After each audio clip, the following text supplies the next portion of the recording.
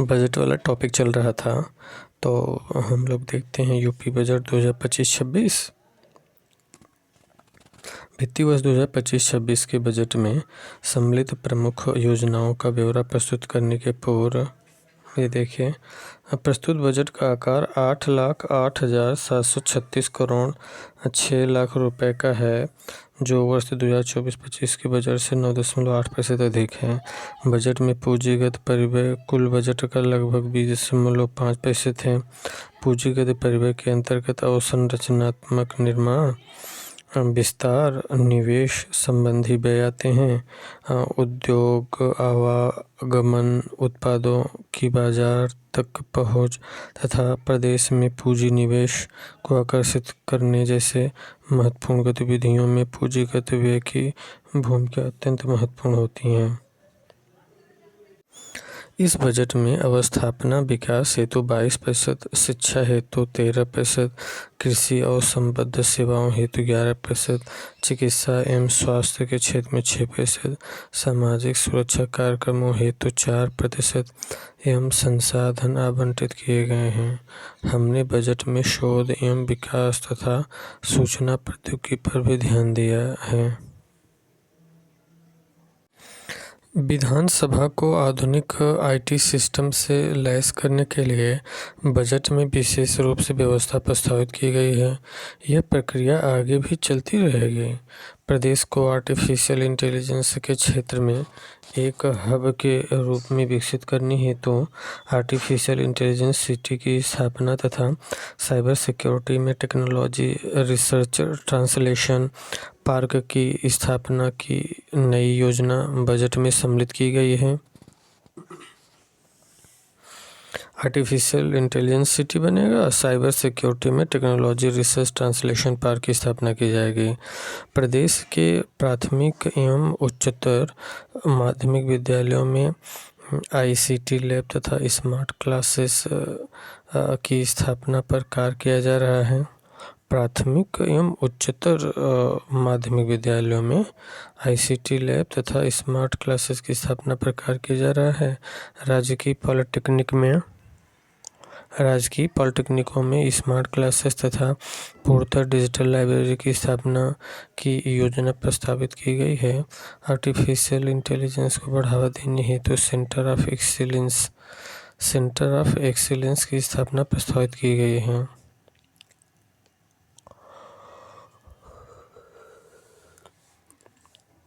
Artificial intelligence की बढ़ावा देने हेतु सेंटर ऑफ एक्सीलेंस की स्थापना प्रस्तावित की गई है।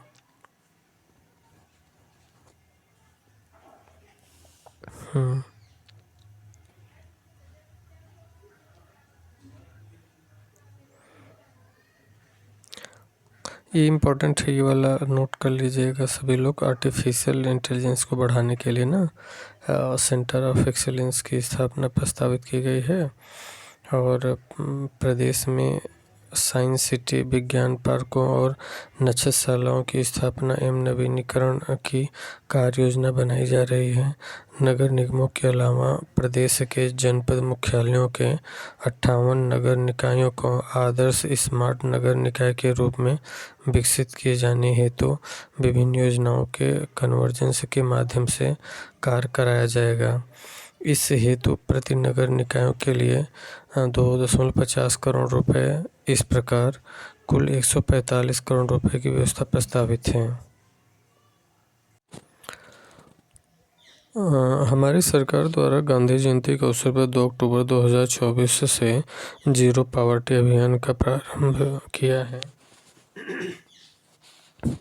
इस अभियान के अंतर्गत प्रत्येक ग्राम पंचायत से निर्धनतम परिवारों को चिन्हित करते हुए उनकी मूलभूत ज़रूरतों को पूरा करने और उनकी वार्षिक आय कम से कम 1,25,000 रुपये के स्तर तक लाए जाने हेतु कार्यवाही की जा रही है। प्रत्येक प्रदेश के विभिन्न वर्गों के उत्थान एवं सशक्तिकरण से संबंधित संक्षिप्त विवरण इस सम्मानित सदन के साथ प्रस्तुत कर रहा हूँ। अच्छा, किसानों के ऊपर जो व्यय किया गया। प्रधानमंत्री किसान सम्मान निधि योजना के अंतर्गत लगभग 3 करोड़ कृषकों को लगभग 79,500 करोड़ रुपए की धनराशि डीबीटी के माध्यम से हस्तांतरित की गई। और प्रधानमंत्री फसल बीमा योजना के अंतर्गत वित्तीय वर्ष 2024-25 में लगभग 10 लाख बीमित कृषकों को लगभग 496 करोड़ रुपए की क्षतिपूर्ति का भुगतान कराया गया। पीएम कुसुम योजना के अंतर्गत 2024 में कृषकों के प्रक्षेत्रों पर विभिन्न क्षमता के कुल 22,089 सोलर पंपों की स्थापना कराई गई।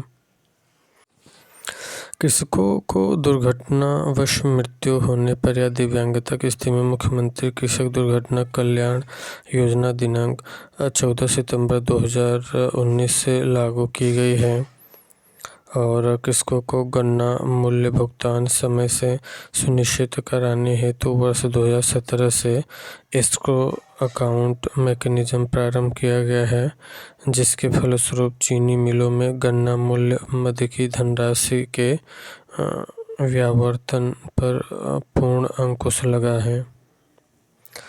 वर्तमान सरकार द्वारा वर्ष 2017 से अब तक लगभग 46 लाख गन्ना किसानों को लगभग 2,73,000 करोड़ रुपए का रिकॉर्ड गन्ना मूल्य भुगतान कराया गया है।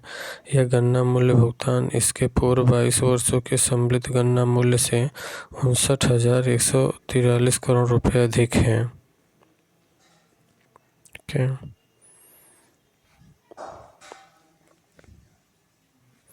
औसत गन्ना उत्पादकता 72 टन प्रति हेक्टेयर से बढ़ाकर 85 टन प्रति हेक्टेयर बढ़ जाने से किसानों की आय में औसतन 370 रुपये प्रति कुंतल की दर से 43,364 रुपये प्रति हेक्टेयर की वृद्धि हुई। इसके लिए शोध संस्थाओं के वैज्ञानिक छात्र हमारे परिश्रमी किसान भाई बधाई के पात्र हैं। महिला एवं बाल विकास। उत्तर प्रदेश राज्य ग्रामीण आजीविका मिशन के अंतर्गत ग्रामीण क्षेत्रों में 96 लाख से अधिक परिवारों की महिला को आच्छादित किया गया है। ग्रामीण स्तर पर डिजिटल लेन देन को प्रोत्साहित करने हेतु बीसी सखी योजना के अंतर्गत 39,556 बीसी सखी द्वारा कार्य करते हुए 31,103 करोड़ रुपए से अधिक का वित्तीय लेन देन किया गया है। वह 84.38 करोड़ रुपए का लाभांश अर्जित किया गया है। लखपति महिला योजना के अंतर्गत 31 लाख से अधिक दीदियों का चिन्हांकन किया गया है तथा 2 लाख से अधिक महिलाएं लखपति की श्रेणी में आ चुकी हैं। प्रधानमंत्री उज्ज्वला योजना के तहत अब तक 1.86 करोड़ लाभार्थियों को गैस कनेक्शन वितरित किए जा चुके हैं।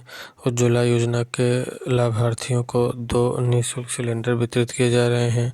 उत्तर प्रदेश में महिला स्वामित्व वाली प्रोड्यूसर कंपनियों के गठन हेतु महिला सामर्थ्य योजना संचालित है। बालिका शिक्षा को बढ़ावा देने हेतु सह शिक्षा की व्यवस्था के साथ साथ बालिका छात्रावास का निर्माण, बालिकाओं का सशक्तिकरण, मीना मंच आत्मरक्षा प्रशिक्षण एवं संवेदीकरण आदि गतिविधियों का क्रियान्वयन किया जा रहा है। उच्च शिक्षा प्राप्त कर रही मेधावी को पात्रता के आधार पर स्कूटी प्रदान किए जाने की नई योजना लाई जा रही है। स्वामी विवेकानंद युवा सशक्तिकरण योजना के अंतर्गत 49.86 लाख स्मार्टफोन टैबलेट वितरित किए जा चुके हैं। वित्तीय वर्ष 2025-26 में इस योजना के तहत टैबलेट उपलब्ध कराए जाएंगे। प्रतियोगी छात्रों को अपने घर के समीप ही कोचिंग की सुविधा उपलब्ध कराने के उद्देश्य से राज्य सरकार द्वारा प्रदेश के सभी जनपदों में मुख्यमंत्री विद्या योजना का संचालन किया जा रहा है। और प्रधानमंत्री शिक्षुता प्रोत्साहन योजना के अंतर्गत सत्र 2024-25 में 54,833 अभ्यर्थियों को शिक्षुता प्रशिक्षण हेतु आयोजित किया गया। प्रदेश के शिक्षित एवं प्रशिक्षित युवाओं को रोजगार से जोड़कर नए सूक्ष्म उद्योगों की स्थापना हेतु वित्तीय संसाधन उपलब्ध कराए जाने के उद्देश्य से वर्ष 2024-25 में मुख्यमंत्री युवा उद्यमी विकास अभियान योजना प्रारंभ की गई है।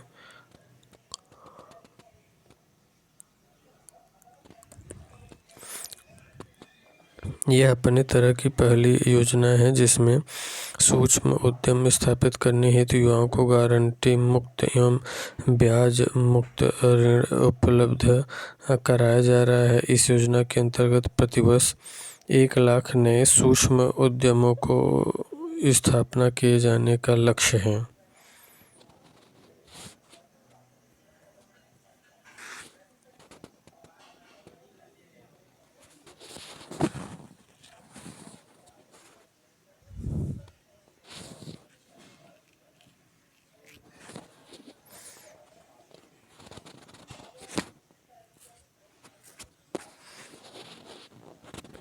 इस योजना के अंतर्गत प्रतिवर्ष 1 लाख नए सूक्ष्म उद्यमों की स्थापना किए जाने का लक्ष्य है।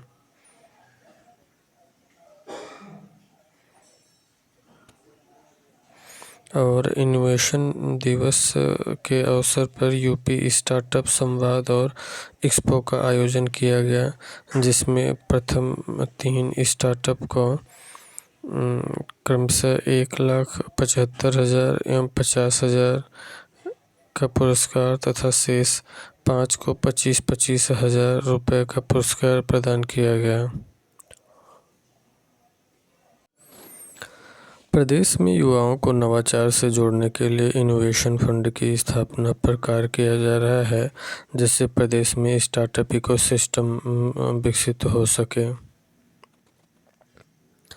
पीआरडी स्वयं सेवकों के मानदेय में वृद्धि प्रस्तावित है तथा स्वयं सेवकों को लगभग 20 लाख अतिरिक्त रोजगार दिवस उपलब्ध कराए जाने की व्यवस्था की जा रही है। ग्राम पंचायत स्तर पर गठित 80,000 युवक एवं महिला मंगल दलों को प्रोत्साहन स्वरूप खेल सामग्री उपलब्ध कराई जा रही है। ग्राम पंचायत स्तर पर गठित 80,000 युवक एवं महिला मंगल दलों को प्रोत्साहन स्वरूप खेल सामग्री उपलब्ध कराया जा रहा है। रोजगार मनरेगा योजना के अंतर्गत विगत वित्तीय वर्ष 2024-25 में 26 करोड़ मानव दिवस लक्ष्य के सापेक्ष दिनांक 8 जनवरी 2025 तक 27.40 करोड़ मानव दिवस का सृजन किया गया तथा 3,13,076 परिवारों को 100 दिनों का रोजगार प्रदान किया गया। मानव दिवस सृजन एवं वित्तीय प्रगति में उत्तर प्रदेश देश में प्रथम स्थान पर है। मनरेगा योजना के अंतर्गत वित्तीय वर्ष 2024-25 में महिलाओं की सहभागिता 42% है।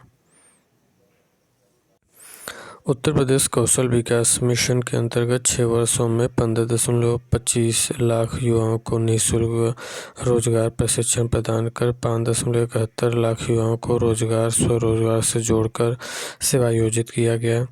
अप्रेंटिस योजना के अंतर्गत अब तक 2,54,335 युवाओं को उद्योगों व MSME में आयोजित किया गया है। और एक जनपद एक उत्पाद वित्त पोषण योजना के अंतर्गत वर्ष 2024-25 में 17 दिसंबर 2024 तक 1,838 लाभार्थियों को लाभान्वित कराते हुए लगभग 10,560 लाख रुपए की मार्जिन मनी वितरित की गई तथा 34,500 रोजगार का सृजन हुआ। निवेश मित्र के माध्यम से वित्तीय वर्ष 2024-25 में माह नवंबर 2024 तक 6,62,672 उद्यम पंजीकृत हुए, जिसमें 59,64,048 रोजगार सृजन हुआ। निवेश मित्र के माध्यम से 59,64,048 रोजगार का सृजन हुआ। वर्ष 2017 से दिसंबर 2024 तक आरक्षी एवं समकक्ष उप निरीक्षकों एवं समकक्ष तथा लिपिक संवर्ग आदि के विभिन्न पदों पर कुल 1,56,206 भर्तियां की गई। वर्तमान में अराजपत्रित श्रेणी के विभिन्न पदों पर सीधी भर्ती 92,919 पदों पर भर्ती हेतु कार्यवाही प्रचलित है।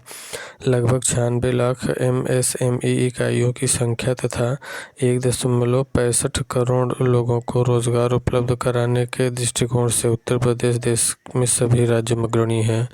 लगभग 96 लाख MSME इकाइयों की संख्या तथा 1.65 करोड़ लोगों को रोजगार उपलब्ध कराने के दृष्टिकोण से उत्तर प्रदेश देश के सभी राज्यों में अग्रणी है। मतलब 96 लाख MSME इकाइयाँ हैं जिसमें 1.65 करोड़ रोजगार दिया गया। श्रमिक कल्याण मातृत्व शिशु एवं बालिका मदद योजना के अंतर्गत माह सितंबर 2024 तक 6,22,974 लाभार्थी हैं। मातृत्व शिशु एवं बालिका मदद योजना के अंतर्गत माह सितंबर 2024 तक 6,22,974 लाभार्थी हैं। मातृत्व एवं शिशु एवं बालिका मदद योजना के अंतर्गत सितंबर 2024 तक 6,22,974 लाभार्थी हैं। और निर्माण कामगार मृत्यु एवं दिव्यांगता सहायता योजना के अंतर्गत माह सितंबर 2024 तक 41,453 लाभार्थी हैं। कन्या विवाह सहायता योजना के अंतर्गत पंजीकृत श्रमिकों के कुल 2 बालिकाओं के स्वजाति विवाह की स्थिति में 55,000 रुपये तथा अंतरजातीय विवाह की स्थिति में 61,000 रुपये की रकम दिए जाने का प्राविधान है। निर्माण कामगार गंभीर बीमारी सहायता योजना के अंतर्गत गंभीर बीमारियों का इलाज सरकारी अस्पतालों में कराने पर इलाज के व्यय की 100% प्रतिपूर्ति कराई जा रही है। जो निर्माण कामगार हैं यदि गंभीर बीमार हैं तो इनका इलाज सरकारी अस्पताल में फ्री में कराया जाएगा। उत्तर प्रदेश भवन एवं अन्य सन्निर्माण कर्मकार बोर्ड में पंजीकृत निर्माण श्रमिकों को प्रधानमंत्री जन आरोग्य योजना, मुख्यमंत्री जन आरोग्य योजना से आच्छादित कराए जाने की कार्रवाई की गई है। तो ये जितने भी पंजीकृत श्रमिक हैं इन सबको प्रधानमंत्री जन आरोग्य योजना या मुख्यमंत्री जन आरोग्य योजना से आच्छादित किया गया है। और आवासीय विद्यालय योजना प्रदेश के 12 जनपदों में संचालित है, जिनमें से प्रत्येक विद्यालय में 100 बालक बालिकाओं को प्रवेशित किए जाने का प्रावधान है। निर्माण श्रमिकों के बच्चों को निःशुल्क गुणवत्तापूर्ण एवं उद्देश्यपरक शिक्षा उपलब्ध कराने के उद्देश्य से प्रदेश के प्रत्येक मंडल में 360 बच्चों की क्षमता वाला एक अटल आवासीय विद्यालय स्थापित है। इन विद्यालयों की क्षमता भविष्य में बढ़ा करके 1,000 प्रति विद्यालय किया जाएगा। वित्तीय समावेशन वर्ष 2024-25 में बैंकों द्वारा प्रत्येक प्रदेश में ऋण वितरण हेतु तैयार की गई वार्षिक ऋण योजना के अंतर्गत द्वितीय त्रैमास तक 2.50 लाख करोड़ रुपए का ऋण वितरण बैंकों के माध्यम से कराया गया है। वर्ष 2024-25 में बैंकों द्वारा प्रदेश में ऋण वितरण हेतु तैयार की गई वार्षिक ऋण योजना के अंतर्गत द्वितीय त्रैमास तक 2.5 लाख करोड़ रुपए का वितरण बैंकों के माध्यम से कराया गया है। वर्तमान में प्रदेश में बैंकों की 20,416 शाखाएं हैं और 4,932 बैंक मित्र हैं एवं BC सखी 4,09,032 बैंक मित्र और BC सखी हैं तथा 18,747 ATM समाहित हैं। कुल 4,40,095 बैंकिंग केंद्रों के माध्यम से बैंकिंग सुविधाएं उपलब्ध की जा रही हैं। प्रधानमंत्री जनधन योजना के अंतर्गत 9.57 करोड़ खातों के साथ देश में प्रथम स्थान पर है।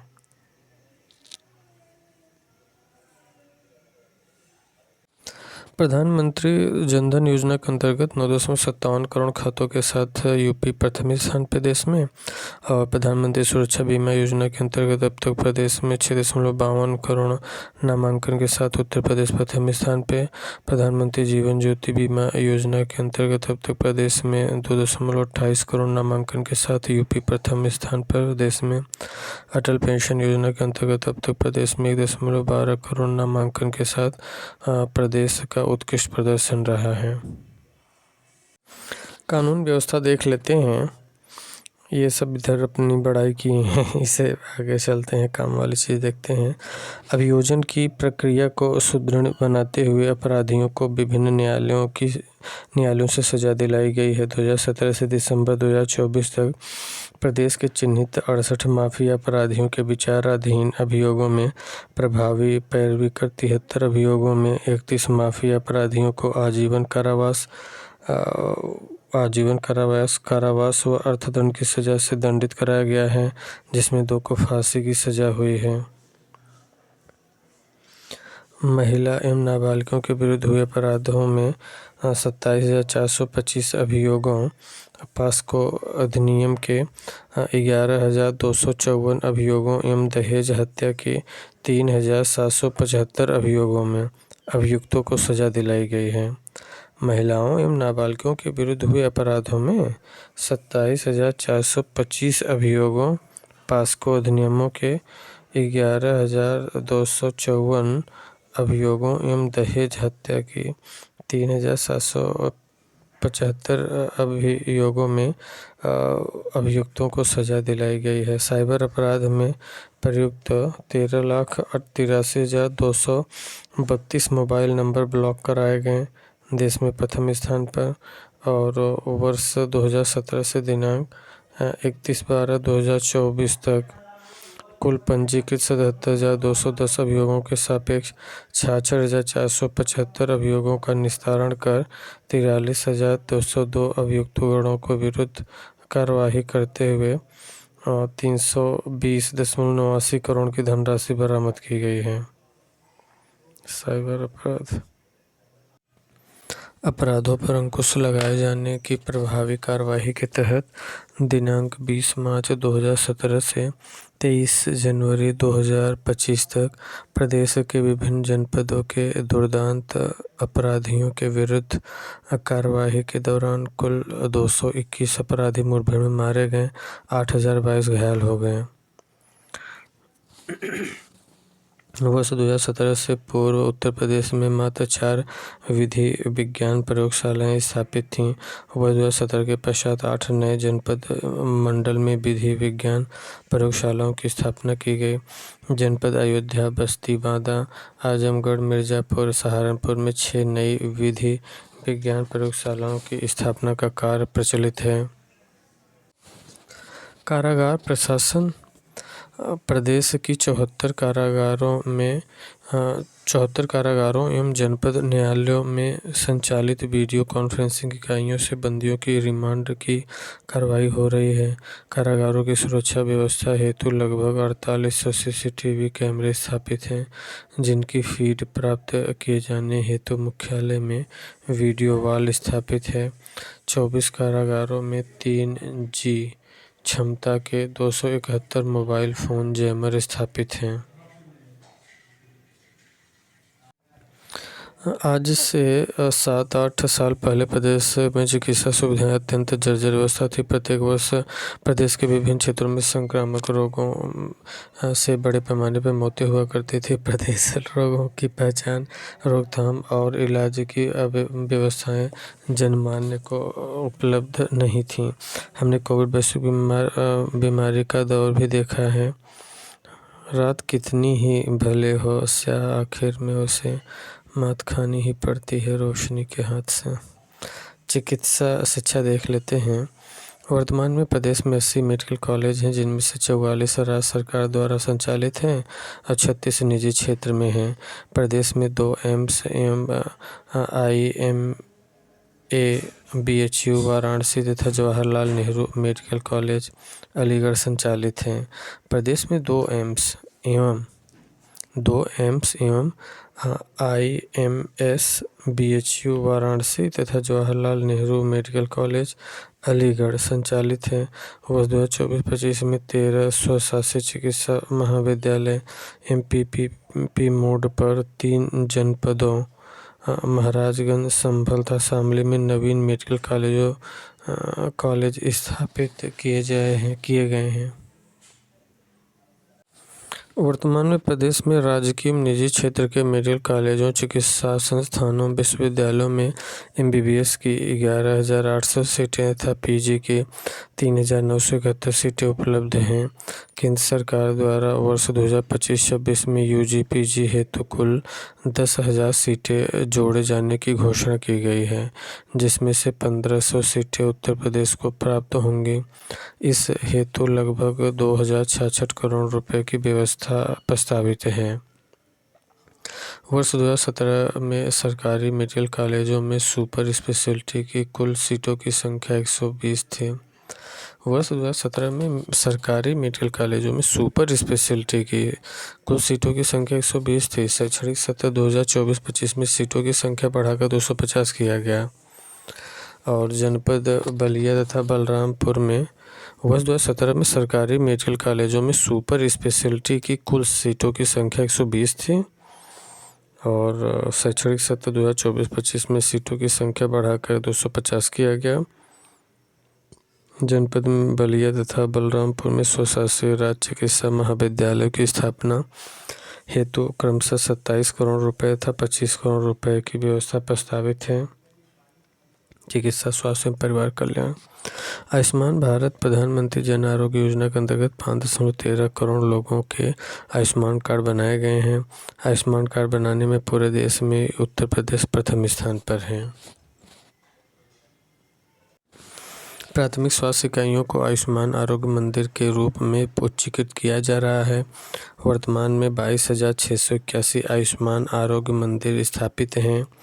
उपकेंद्रों से टेली कंसल्टेंस प्रारंभ कर ग्रामीण क्षेत्र में चिकित्सा सुविधा उपलब्ध कराने का प्रारंभ जुलाई 2020 से किया गया है। उपकेंद्रों से टेली कंसल्टेशन प्रारंभ कर ग्रामीण क्षेत्रों में चिकित्सा सुविधाएं उपलब्ध कराने का आरंभ जुलाई 2020 से किया गया है। उपकेंद्रों ये हो गया था। प्रदेश में राष्ट्रीय स्वास्थ्य मिशन द्वारा पोषित PPP मोड पर निःशुल्क डायलिसिस सेवाएं उपलब्ध कराई जा रही हैं। प्रदेश में राष्ट्रीय स्वास्थ्य मिशन द्वारा PPP मोड पर जनपदीय चिकित्सालयों में CT स्कैन की निःशुल्क सेवा उपलब्ध कराई जा रही है। आयुष प्रदेश के विभिन्न जनपदों में वर्तमान में 2,110 आयुर्वेदिक, 254 यूनानी एवं 1,585 होम्योपैथिक चिकित्सालयों के साथ ही 8 आयुर्वेदिक कॉलेज हैं। उनसे संबद्ध चिकित्सालय और 2 यूनानी कॉलेज एवं उनसे संबद्ध चिकित्सालय तथा 9 होम्योपैथिक कॉलेज एवं उनसे संबद्ध चिकित्सालय संचालित हैं।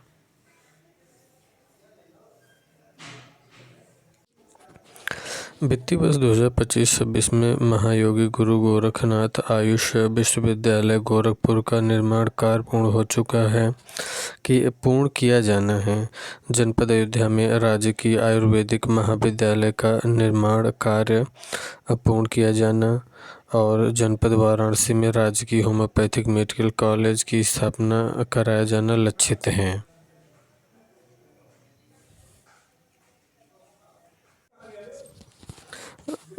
अवस्थापन एवं औद्योगिक विकास। जब वर्ष 2017 में हमने कार्यभार संभाला था उस समय प्रदेश में औद्योगिक विकास पूरी तरह से रुका पड़ा था। राज्य सरकार द्वारा ग्लोबल इन्वेस्टर समिट का सफलतम आयोजन किया गया, जिनसे लगभग 36 लाख करोड़ के निवेश के MOU पर हस्ताक्षर किया गया। उक्त समिट के 1 वर्ष के अंदर 6.50 लाख करोड़ से अधिक निवेश से या तो वाणिज्यिक उत्पादन प्रारंभ हो गया है अथवा संबंधित परियोजना निर्माणाधीन है, जो अब तक की सबसे बड़ी उपलब्धि है। राज्य सरकार द्वारा प्रदेश में 4 नए एक्सप्रेसवेज के निर्माण का निर्णय लिया गया है। राज्य सरकार द्वारा प्रदेश में 4 नए एक्सप्रेसवेज के निर्माण का निर्णय लिया है। आगरा लखनऊ एक्सप्रेसवे से गंगा एक्सप्रेसवे कौसिया जनपद हरदोई वाया फर्रुखाबाद तक प्रवेश नियंत्रित ग्रीन फील्ड एक्सप्रेसवे का निर्माण कराया जाएगा और जिनके लिए 900 करोड़ रुपए की व्यवस्था प्रस्तावित है। गंगा एक्सप्रेसवे को प्रयागराज, मिर्ज़ापुर, वाराणसी, चंदौली होते हुए सोनभद्र से जोड़ने के लिए विंध्य एक्सप्रेसवे के निर्माण के लिए 50 करोड़ रुपए की व्यवस्था प्रस्तावित है। मेरठ को हरिद्वार से जोड़ने हेतु गंगा एक्सप्रेसवे विस्तारीकरण एक्सप्रेसवे का निर्माण प्रस्तावित है, जिसके लिए 50 करोड़ रुपए की व्यवस्था कराई जा रही है। बुंदेलखंड रीवा एक्सप्रेसवे का निर्माण प्रस्तावित है, जिसके लिए 50 करोड़ रुपए की व्यवस्था कराई जा रही है। और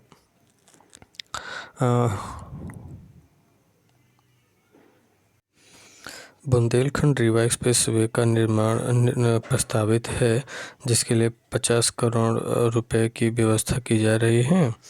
और बुंदेलखंड एक्सप्रेसवे के साथ डिफेंस इंडस्ट्रियल कॉरिडोर परियोजना हेतु लगभग 361 करोड़ रुपए की व्यवस्था प्रस्तावित है। इसके अंतर्गत लगभग 9,500 करोड़ रुपए का निवेश अनुमानित है।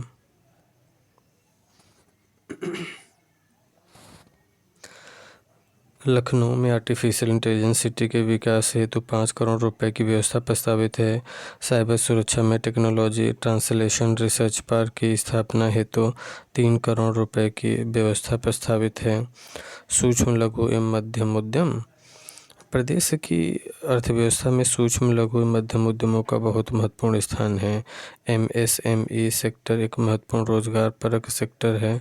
इस प्रकार इन उद्यमों के विकास से जहां प्रदेश का समावेशी विकास होता है, वहीं रोजगार सृजन की असीम संभावनाएं भी उत्पन्न होती हैं। प्रदेश के शिक्षित एवं प्रशिक्षित युवाओं को रोजगार से जोड़कर नए सूक्ष्म उद्योगों की स्थापना हेतु वित्तीय संसाधन उपलब्ध कराए जाने के उद्देश्य से वर्ष 2024-25 में मुख्यमंत्री युवा उद्यमी विकास अभियान प्रारंभ किया गया। योजना हेतु वित्तीय वर्ष 2025-26 के बजट में 1,000 करोड़ रुपए व्यवस्था प्रस्तावित है। मुख्यमंत्री युवा उद्यमी विकास अभियान में इसके लिए बजट में 1,000 करोड़ रुपए की व्यवस्था किया गया है। मुख्यमंत्री युवा स्वरोजगार योजना हेतु 225 करोड़ रुपए की व्यवस्था प्रस्तावित है। हथकरघा एवं वस्त्रोद्योग हथकरघा उद्योग कृषि क्षेत्र के बाद उत्तर प्रदेश का सर्वाधिक रोजगार उपलब्ध कराने वाला विकेंद्रीकृत कुटीर उद्योग है। कृषि के बाद हथकरघा उद्योग रोजगार देता है। कृषि के बाद हथकरघा सर्वाधिक रोजगार देने वाला क्षेत्र है और प्रदेश में लगभग 1.91 लाख हथकरघा बुनकर एवं 80,000 हाउस होल्ड हैं। प्रदेश में 2.58 लाख पावर लूम कार्यरत हैं, जिसके माध्यम से लगभग 5.50 लाख पावर लूम बुनकर अपना जीविकोपार्जन कर रहे हैं। PM मित्र योजना के अंतर्गत टेक्सटाइल पार्क की स्थापना से संबंधित व्यय हेतु 300 करोड़ रुपए की व्यवस्था प्रस्तावित है। PM मित्र योजना के अंतर्गत टेक्सटाइल पार्क की स्थापना हेतु 300 करोड़। उत्तर प्रदेश वस्त्र गारमेंटिंग पॉलिसी 2022 के क्रियान्वयन हेतु 150 करोड़ रुपए की व्यवस्था कराई जा रही है।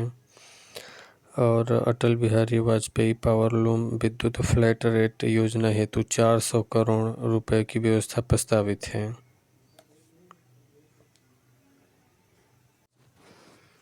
खादी एवं ग्रामोद्योग के लिए प्रदेश के ग्रामीण क्षेत्र के बेरोजगार व्यक्तियों को खादी एवं ग्रामोद्योग के माध्यम से स्वरोजगार के अवसर उपलब्ध कराने की प्रबल संभावनाएं हैं।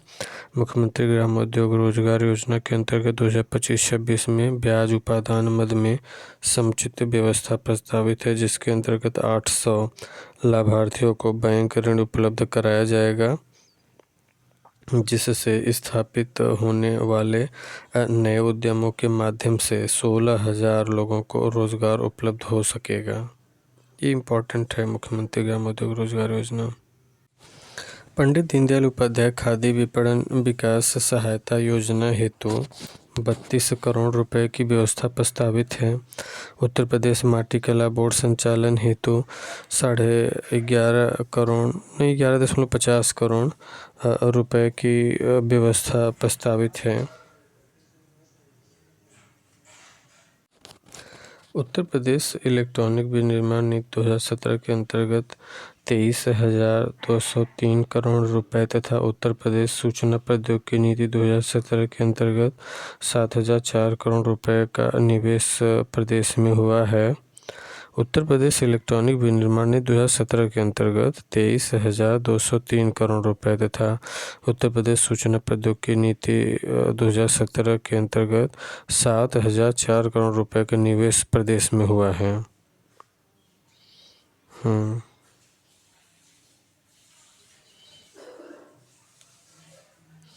प्रदेश सरकार की डाटा सेंटर नीति के अंतर्गत पूर्व लक्षित 3 डाटा सेंटर पार्क की स्थापना पर संशोधित नीति के अंतर्गत प्रदेश में 30,000 करोड़ रुपए के अनुमानित निवेश से 8 डाटा सेंटर पार्क्स की स्थापना तथा 900 मेगावाट क्षमता का लक्ष्य रखा गया है। सेमीकंडक्टर क्षेत्र में वैश्विक निवेशकों को आकर्षित करने के लिए उत्तर प्रदेश सेमीकंडक्टर नीति 2024 प्रख्यापित की गई है। सेमीकंडक्टर इकाइयों के लिए डेडिकेटेड प्रावधान प्रारंभ करने वाला उत्तर प्रदेश चौथा राज्य है। सेमीकंडक्टर क्षेत्र में वैश्विक निवेशों को आकर्षित करने के लिए उत्तर प्रदेश सेमीकंडक्टर नीति 2024 प्रख्यापित की गई है। सेमीकंडक्टर इकाइयों के लिए डेडिकेटेड प्रावधान आरंभ करने वाला उत्तर प्रदेश चौथा राज्य है। राज्य में 8 state of art centre of excellence के केंद्रों की स्थापना के अंतर्गत प्रथम सेंटर ऑफ एक्सीलेंस का केंद्र मेडिकल इलेक्ट्रॉनिक्स के क्षेत्र में Sanjay Gandhi post graduate institute of medical sciences में तथा आईटी कानपुर नोएडा परिसर में आर्टिफिशियल इंटेलिजेंस के क्षेत्र में MIT कानपुर परिसर में ड्रोन सेंटर ऑफ एक्सीलेंस स्थापित होकर परिचालनरत हो गए हैं।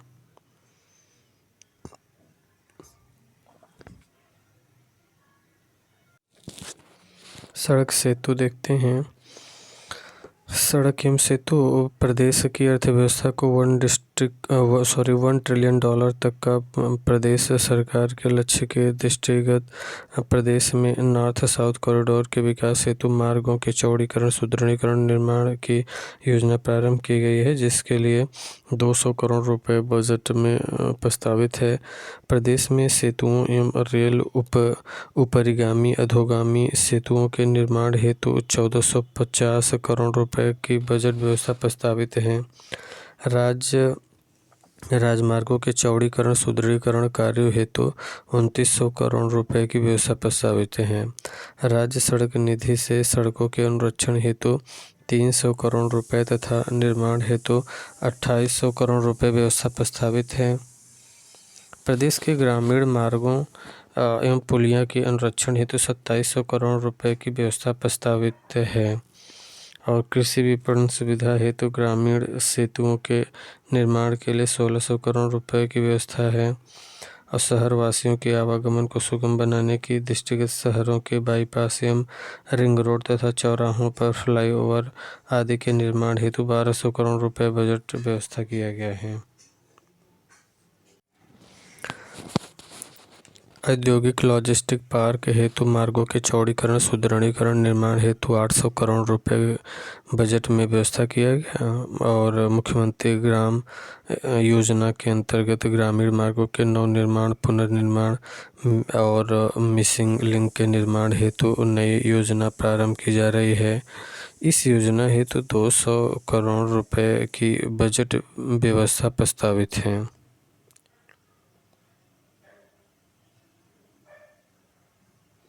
सड़क सुरक्षा के दृष्टिगत दुर्घटना बाहुल्य क्षेत्रों के सुधार, रोड सेफ्टी कार्यों एवं सौंदर्यीकरण हेतु 250 करोड़ रुपए की बजट व्यवस्था प्रस्तावित है। सड़क सुरक्षा के दृष्टिगत दुर्घटना बाहुल्य क्षेत्रों के सुधार, रोड सेफ्टी कार्यों एवं सौंदर्यीकरण हेतु 250 करोड़ रुपए की बजट व्यवस्था प्रस्तावित है। मध्य सिंचाई एवं जल संसाधन विभाग मध्य गंगा नहर परियोजना स्टेज 2 कनहर सिंचाई परियोजना महाराजगंज में रोहिणी नदी बैराज के पूर्ण होने पर 4.74 लाख हेक्टेयर क्षेत्र में सिंचन क्षमता सृजित होगी, जिससे 6.77 लाख कृषक लाभान्वित होंगे। किसमें? मध्य गंगा नहर परियोजना स्टेज 2 में कनहर सिंचाई परियोजना महाराजगंज में रोहिणी नदी बैराज के पूर्ण होने पर 4.74 लाख हेक्टेयर क्षेत्र में सिंचन क्षमता सृजित होगी। विभिन्न जनपदों में 6600 राजकीय नलकूपों के आधुनिकीकरण, 2100 नवीन राजकीय नलकूपों के निर्माण तथा डार्क जोन में स्थित 569 असफल राजकीय नलकूपों के पुनर्निर्माण का कार्य प्रगति पर है। इन कार्यों से लगभग 238 लाख हेक्टेयर सिंचन क्षमता का पुनर्स्थापना होगी तथा लगभग 2.12 लाख कृषक परिवार लाभान्वित होंगे।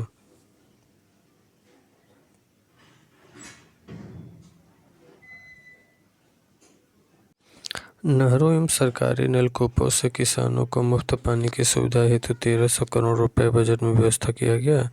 प्रदेश के 1750 असफल नलकूपों के पुनर्निर्माण हेतु 200 करोड़ रुपए की व्यवस्था प्रस्तावित है और डार्क जोन के असफल 569 नलकूपों के लिए लगभग 9 करोड़ रुपए की व्यवस्था की गई है। प्रदेश सरकार द्वारा 1551 बाढ़ परियोजनाएं पूर्ण की गई, जिससे 3287 लाख हेक्टेयर क्षेत्र सुरक्षित हुआ है तथा करोड़ों की आबादी लाभान्वित हुई है।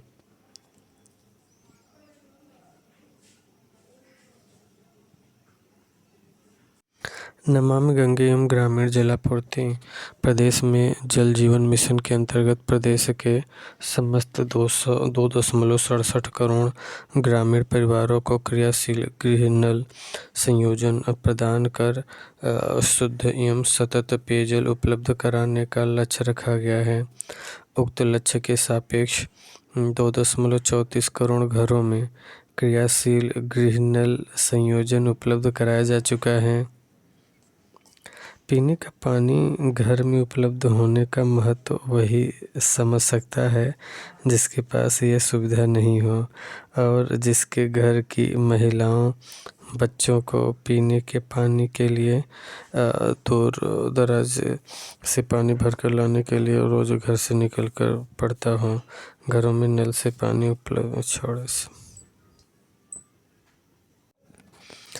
गंगा को प्रदूषण से मुक्त बनाए रखने एवं उसमें दूषित जल का उत्प्रवाह गंगा को प्रदूषण से उत्प्रवाह रोकने के लिए सीवरेज संबंधी कुल 67 परियोजनाएं स्वीकृत हुई हैं, जिनकी कुल स्वीकृत लागत 14,823 करोड़ रुपए हैं। वर्तमान तक 39 परियोजनाएं पूर्ण कर संचालित की जा रही हैं तथा शेष परियोजनाएं निर्माणाधीन हैं।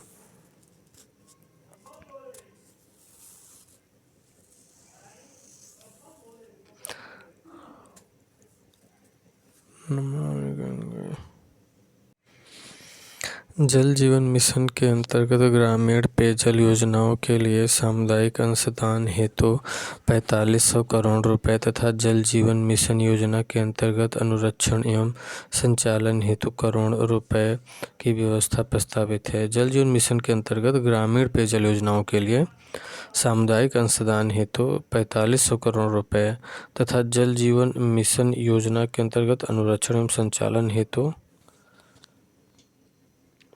ये रुपया शायद यहाँ पे 1 करोड़ रुपए की व्यवस्था प्रस्तावित है। ये यहाँ से मिस हो गया है, रुपया शायद नहीं लिखे।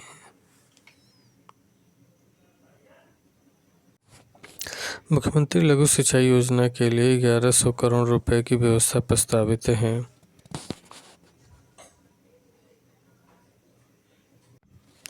ऊर्जा 2017 के पहले प्रदेश में बिजली आपूर्ति की व्यवस्था पूरी तरह चरमराई हुई थी। न छात्रों को पढ़ाई के लिए बिजली मिलती थी और न ही किसानों को अपनी तारीफ। वर्ष 2024-25 में माह दिसंबर तक औसत आपूर्ति ग्रामीण क्षेत्रों में 20 घंटे 35 मिनट, तहसील मुख्यालय में 22 घंटे 36 मिनट तथा जनपद मुख्यालय में 24 घंटे हो रही है, मतलब बिजली मिल रही है इतना। ग्रामीण क्षेत्र में 20 घंटे 35 मिनट और तहसील मुख्यालय में 22 घंटे 36 मिनट और जनपद मुख्यालय में 24 घंटे।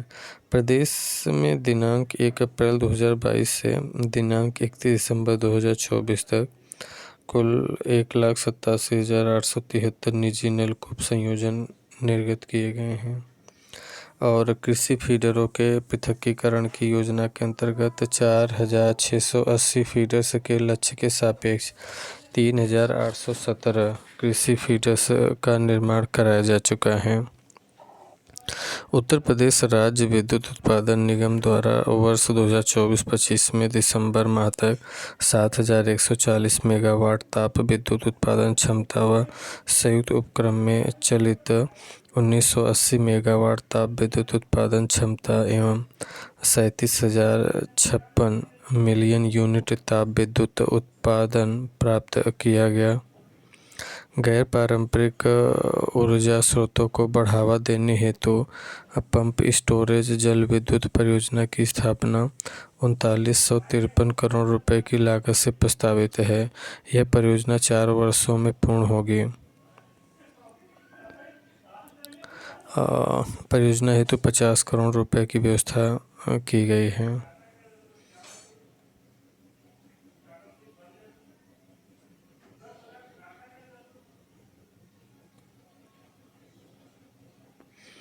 ये इम्पोर्टेंट है, इसे एक बार फिर देख लीजिए। उत्तर प्रदेश राज्य विद्युत उत्पादन निगम द्वारा 2024-25 में दिसंबर माह तक 7,140 मेगावाट ताप विद्युत उत्पादन क्षमता व संयुक्त उपक्रम में चलित 1,980 मेगावाट ताप विद्युत उत्पादन क्षमता एवं 37,056 मिलियन यूनिट ताप विद्युत उत्पादन प्राप्त किया गया।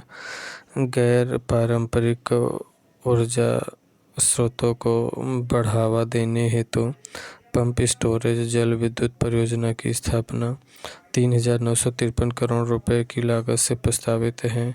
यह परियोजना 4 वर्षों में पूर्ण होगी। परियोजना हेतु 50 करोड़ रुपए की व्यवस्था प्रस्तावित है। कोल इंडिया लिमिटेड के साथ उत्तर प्रदेश राज्य विद्युत उत्पादन निगम लिमिटेड द्वारा संयुक्त उपक्रम के रूप में जनपद जालौन में 500 मेगावाट की सौर ऊर्जा परियोजना की स्थापना प्रस्तावित है।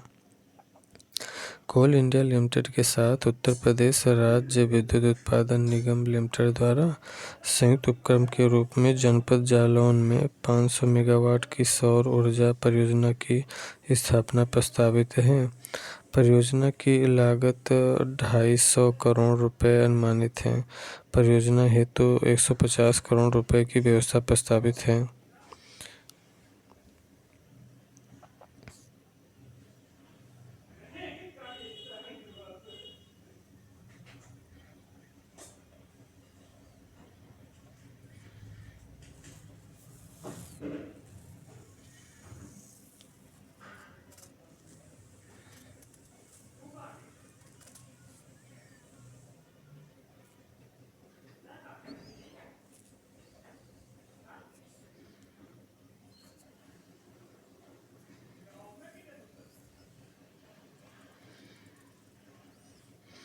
एनटीपीसी ग्रीन एनर्जी लिमिटेड तथा उत्तर प्रदेश राज्य विद्युत उत्पादन निगम लिमिटेड द्वारा संयुक्त उपक्रम के माध्यम से तहसील गरौठा जनपद झांसी में 200 मेगावाट सौर ऊर्जा संयंत्र की स्थापना प्रस्तावित है,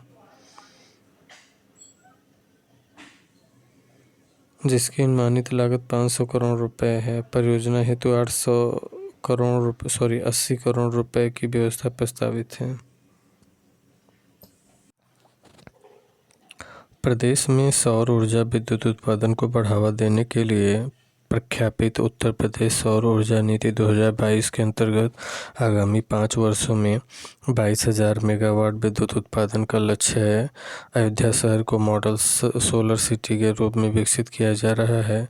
इसके अतिरिक्त प्रदेश के 16 नगर निगमों एवं नोएडा शहर को भी सोलर सिटी के रूप में विकसित किया जा रहा है।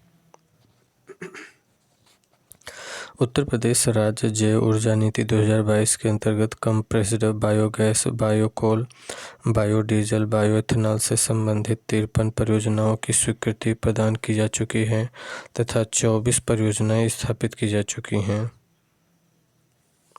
सौर ऊर्जा नीति 2022 के अंतर्गत रोजगार सृजन एवं कौशल विकास हेतु वर्ष 2025-26 में 3,000 सूर्य मित्रों को कौशल विकास हेतु प्रशिक्षण दिया जाएगा। आवास एवं शहरी नियोजन। प्रधानमंत्री आवास योजना शहरी के अंतर्गत लगभग 17 लाख आवास पूर्ण कर लाभार्थियों को आवंटित किए जा चुके हैं और राष्ट्रीय राजधानी क्षेत्र में रीजनल रैपिड ट्रांजिट सिस्टम का दिल्ली, गाजियाबाद, मेरठ कॉरिडोर संचालित है। संपूर्ण कॉरिडोर का निर्माण कार्य जून 2025 तक पूरा किए जाने का अनुमान है। आवास एवं विकास परिषद तथा विकास प्राधिकरणों में टाउनशिप विकसित किए जाने हेतु मुख्यमंत्री शहरी विस्तारीकरण नए शहर प्रोत्साहन योजना लागू है।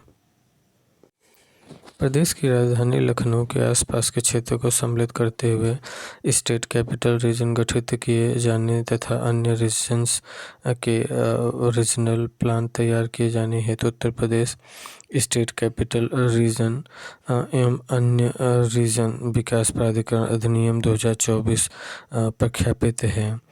स्टेट कैपिटल रीजन में 6 जिले क्रमशः लखनऊ, हरदोई, सीतापुर, बाराबंकी, रायबरेली तथा उन्नाव सम्मिलित हैं। ये सब हो चुका है। इसमें जो स्टेट कैपिटल रीजन है ना, 6 जिले हैं लखनऊ, हरदोई, सीतापुर, बाराबंकी, रायबरेली, उन्नाव। नगर विकास अमृत 2.0 के अंतर्गत अब तक 39 लाख पेयजल कनेक्शन उपलब्ध कराए जा चुके हैं। मुख्यमंत्री green road infrastructure development scheme urban के अंतर्गत 800 करोड़ रुपए की व्यवस्था प्रस्तावित है। मुख्यमंत्री green road infrastructure development scheme urban के अंतर्गत 800 करोड़ रुपए की व्यवस्था प्रस्तावित है। प्रदेश के शहरों को बाढ़ की समस्या एवं जल भराव से मुक्ति हेतु urban flood storm water drainage योजना प्रारंभ की गई, जिसके लिए 1,000 करोड़ रुपए की व्यवस्था की गई है। मुख्यमंत्री नगरीय अल्प विकसित मलिन बस्ती विकास योजना हेतु 400 करोड़ रुपए की व्यवस्था किया गया है और नगरीय सेवाएं अवस्थापन विकास हेतु 50 करोड़ रुपए दिए गए हैं। राज्य स्मार्ट सिटी योजना हेतु 400 करोड़ रुपए की व्यवस्था प्रस्तावित है। कान्हा गौशाला एवं बेसहारा पशु आश्रय योजना हेतु 450 करोड़ रुपए की व्यवस्था किया गया। नागरिक उड्डयन वर्ष 2017 के पूर्व प्रदेश के केवल 4 एयरपोर्ट क्रियाशील थे, जबकि वर्तमान प्रदेश में 16 एयरपोर्ट क्रियाशील हैं। प्रदेश में 4 अंतर्राष्ट्रीय एयरपोर्ट क्रियाशील हैं। जेवर एयरपोर्ट के शीघ्र संचालित होने के साथ ही प्रदेश में 5 अंतर्राष्ट्रीय एयरपोर्ट हो जाएंगे। वाराणसी, अलीगढ़, श्रावस्ती एयरपोर्ट का विस्तार, गोरखपुर एयरपोर्ट पर नए टर्मिनल भवन का विकास, आगरा एयरपोर्ट पर नए सिविल एवं तथा संबंधी सुविधा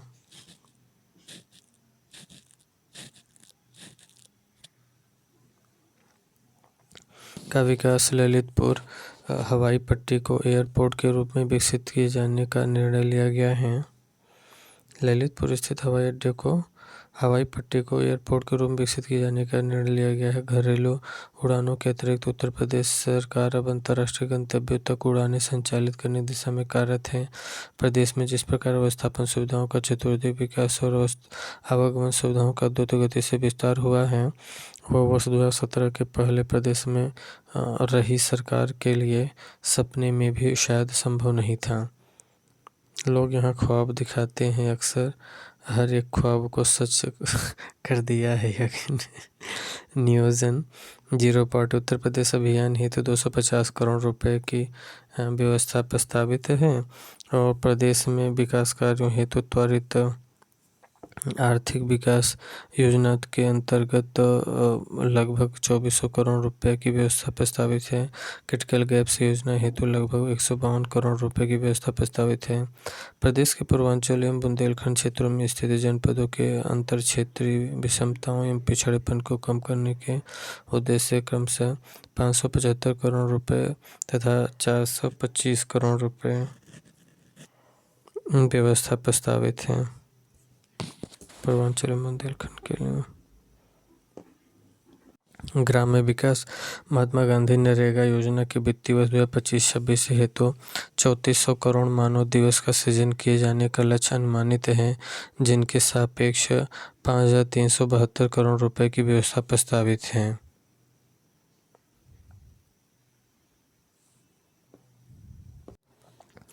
प्रधानमंत्री आवास योजना ग्रामीण के अंतर्गत 36 लाख से अधिक आवासों का निर्माण कराया जा चुका है। इस योजना हेतु लगभग 4882 करोड़ रुपए की व्यवस्था प्रस्तावित है और प्रधानमंत्री आवास योजना ग्रामीण हेतु 1200 करोड़ रुपए की व्यवस्था प्रस्तावित है। मुख्यमंत्री आवास योजना ग्रामीण हेतु 1200 करोड़ रुपए और प्रधानमंत्री आवास योजना हेतु 4882 करोड़ रुपए। प्रधानमंत्री ग्राम सड़क योजना के अंतर्गत निर्मित सड़कों के अनुरक्षण हेतु 1088 करोड़ रुपए प्रस्तावित हैं और दीनदयाल उपाध्याय ग्रामीण कौशल योजना हेतु 427 करोड़ रुपए व्यय अनुमान प्रस्तावित है। उक्त योजना अंतर्गत युवाओं को प्रशिक्षण प्रदान करने के उपरांत नियोजित किया जा सकेगा। पंचायती राज के लिए व्यवस्था स्वच्छ भारत मिशन ग्रामीण हेतु 2045 करोड़ रुपए बजट व्यवस्था प्रस्तावित की जा रही है और ग्राम पंचायत स्तर पर डिजिटल लाइब्रेरी की स्थापना हेतु 454 करोड़ रुपए की व्यवस्था प्रस्तावित है। ग्रामीण अंत्येष्टि स्थलों के विकास हेतु 244 करोड़ रुपए प्रस्तावित हैं। ग्रामीण क्षेत्र में ग्रामीण स्टेडियम एवं ओपन जिम के निर्माण हेतु 125 करोड़ रुपए की व्यवस्था प्रस्तावित की गई है। मुख्यमंत्री पंचायत प्रोत्साहन पुरस्कार योजना के अंतर्गत 85 करोड़ रुपए की व्यवस्था प्रस्तावित है और प्रदेश की प्रत्येक विधानसभा के ग्रामीण क्षेत्र में 12 तथा अन्य सामाजिक योजनाओं हेतु उत्सव भवन का निर्माण कराया जाना प्रस्तावित है। प्रदेश में दलहनी एवं तिलहनी फसलों के क्षेत्राच्छादन उत्पादन एवं उत्पादकता में वृद्धि के उद्देश्य से निःशुल्क मिनी किट वितरण कार्यक्रम संचालित किया जा रहा है। उक्त दोनों योजनाओं हेतु 50 करोड़ रुपए की व्यवस्था प्रस्तावित हैं। उत्तर प्रदेश को प्रमाणित बीज उत्पादन के क्षेत्र में आत्मनिर्भर बनाने के लिए उत्तर प्रदेश बीज स्वावलंबन नीति 2024 के अंतर्गत प्रदेश में सीड पार्क विकास परियोजना संचालित है, जिसके लिए 251 करोड़ रुपए की व्यवस्था प्रस्तावित है। National mission on natural farming योजना के अंतर्गत प्रदेश के समस्त जनपदों में प्राकृतिक खेती का कार्यक्रम संचालित किया जाएगा, जिसके लिए 124 करोड़ रुपए की व्यवस्था प्रस्तावित है। पीएम कुसुम योजना के अंतर्गत कृषकों के प्रक्षेत्रों पर सोलर पंपों की स्थापना कराई जा रही है, जिसके लिए 509 करोड़ रुपए की व्यवस्था प्रस्तावित है और कृषि क्षेत्र की क्षमता एवं कौशल विकास तथा उत्पादन वृद्धि की योजना के लिए 200 करोड़ रुपए तथा विश्व बैंक सहायतित यूपी एग्रीज परियोजना के लिए 200 करोड़ रुपए की व्यवस्था प्रस्तावित है। कृषि शिक्षा एवं अनुसंधान। कृषि शिक्षा शोध एवं प्रसार कार्यों में गतिशीलता बनाए रखने तथा प्रभावी परिणाम कृषकों को उपलब्ध कराने की दृष्टि से प्रदेश में 5 कृषि एवं प्रौद्योगिकी विश्वविद्यालय स्थापित हैं। प्रदेश में 5 कृषि एवं प्रौद्योगिकी विश्वविद्यालय स्थापित है। प्रदेश में 20 नए कृषि विज्ञान केंद्रों की स्थापना की गई है। प्रदेश में कुल 89 कृषि विज्ञान केंद्र संचालित हैं। जनपद कुशीनगर में महात्मा बुद्ध कृषि एवं प्रौद्योगिकी विश्वविद्यालय की स्थापना हेतु 100 करोड़ रुपए की व्यवस्था की गई है। कृषि एवं प्रौद्योगिकी विश्वविद्यालय में शोध कार्य हेतु 25 करोड़ रुपए की व्यवस्था प्रस्तावित है। प्रदेश में स्थापित कृषि विश्वविद्यालय महाविद्यालय में विभिन्न कार्यों हेतु 86 करोड़ रुपए की व्यवस्था प्रस्तावित है। उद्यान एवं खाद्य प्रसंस्करण पर drop more crop micro irrigation योजना हेतु 720 करोड़ रुपए की व्यवस्था प्रस्तावित है। राष्ट्रीय औद्यानिक बागवानी मिशन योजना हेतु 650 करोड़ रुपए की व्यवस्था प्रस्तावित है। उत्तर प्रदेश खाद्य प्रसंस्करण उद्योग नीति 2022 के अंतर्गत प्रोत्साहन राशि की व्यवस्था हेतु 300 करोड़ रुपए का प्रावधान कराया जाना प्रस्तावित है। गन्ने की खेती और चीनी मिलें प्रदेश की अर्थव्यवस्था और ग्रामीण विकास की प्रमुख धुरी है। उत्तर प्रदेश देश का सबसे बड़ा गन्ना उत्पादक राज्य है। गन्ना मूल्य के भुगतान हेतु 475 करोड़ रुपए की व्यवस्था प्रस्तावित है। पिपराइच चीनी मिल के 60 KLPD क्षमता की आसवानी की स्थापना 90 करोड़ रुपए तथा बंद पड़ी छाता चीनी मिल पर 2000 TCD क्षमता की नई चीनी मिल एवं logistic hub warehousing complex की स्थापना हेतु 50 करोड़ रुपए की व्यवस्था प्रस्तावित है। दुग्ध विकास। भारत विश्व में सर्वाधिक दुग्ध उत्पादन करने वाला देश है। भारत में उत्तर प्रदेश सर्वाधिक दुग्ध उत्पादक राज्य है। दुग्ध व्यवसाय ही एकमात्र ऐसा व्यवसाय है जो ग्रामीण क्षेत्र के अनुसूचित जाति एवं अन्य पिछड़ा वर्ग के निर्बल भूमिहीन मजदूर बेरोजगारी हेतु अतिरिक्त आय का लाभप्रद साधन है और नंद बाबा दुग्ध मिशन के अंतर्गत 203 करोड़ रुपए का प्रावधान कराया जा रहा है। दुग्ध संघों की सुदृढ़ीकरण पुनर्जीवित करने की योजना अंतर्गत लगभग 107 करोड़ रुपए व्यवस्था है। पशुधन के लिए प्रदेश में लगभग 12,50,000 गोवंश कुल 77,013 गोआश्रय स्थलों में संरक्षित है। मुख्यमंत्री निराश्रित गोवंश सहभागिता योजना तथा पोषण मिशन के अंतर्गत 1,05,000 पशुपालकों को 1,63,000 गोवंश सुपुर्द किए गए हैं। पालतू संरक्षित एवं छुट्टा गोवंश की पहचान हेतु टैगिंग कराए जाने की योजना पर कार्य किया जाएगा। छुट्टा गोवंश के रखरखाव हेतु 2000 करोड़ रुपए का प्रावधान कराया जा रहा है। बृहद गो संरक्षण केंद्रों की स्थापना के लिए 140 करोड़ रुपए की व्यवस्था कराई जा रही है। पशु चिकित्सालयों पशु सेवा केंद्रों के सुदृढ़ीकरण हेतु 123 करोड़ रुपए की व्यवस्था प्रस्तावित है। मत्स्य संपदा योजना के अंतर्गत पुरुष लाभार्थियों के लिए 195 करोड़ रुपए तथा महिला लाभार्थियों के लिए 115 करोड़ रुपए की व्यवस्था प्रस्तावित है। प्रधानमंत्री मत्स्य संपदा योजना के अंतर्गत एकीकृत एक्वा पार्क मार्केट के निर्माण हेतु 190 करोड़ रुपए की व्यवस्था प्रस्तावित है।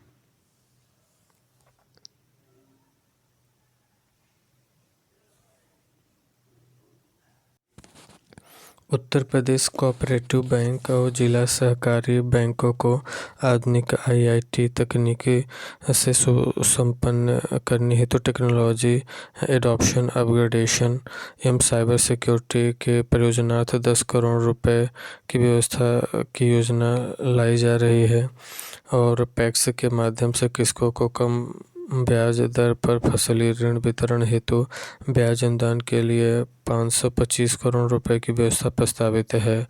रासायनिक उर्वरकों के अग्रिम भंडारण योजना अंतर्गत 170 करोड़ रुपए की व्यवस्था प्रस्तावित है। खाद्य एवं रसद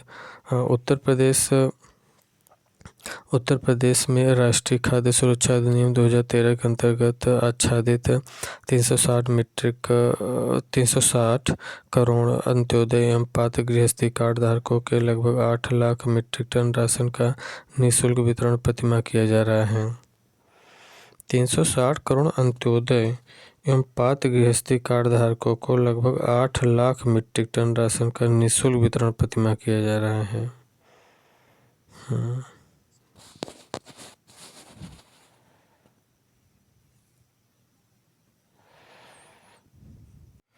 वित्तीय वर्ष 2023-24 में कुल 92.30 लाख मीट्रिक टन निःशुल्क खाद्यान्न वितरण कराया गया। भारत सरकार द्वारा 1 जनवरी 2024 से 5 वर्ष तक के लिए निःशुल्क खाद्यान्न वितरण कराए जाने का निर्णय के क्रम में प्रदेश में निःशुल्क खाद्यान्न वितरण कराया जा रहा है और प्रदेश में राष्ट्रीय खाद्य सुरक्षा अधिनियम 2013 के अंतर्गत त्रैमासिक आधार पर अंत्योदय लाभार्थियों को 1 किलोग्राम प्रति परिवार प्रति कार्ड प्रति माह की दर से प्रति त्रैमास लगभग 12,283 मीट्रिक टन चीनी का आवंटन किया जा रहा है। अन्नपूर्णा भवनों के निर्माण हेतु 200 करोड़ रुपए की व्यवस्था प्रस्तावित है।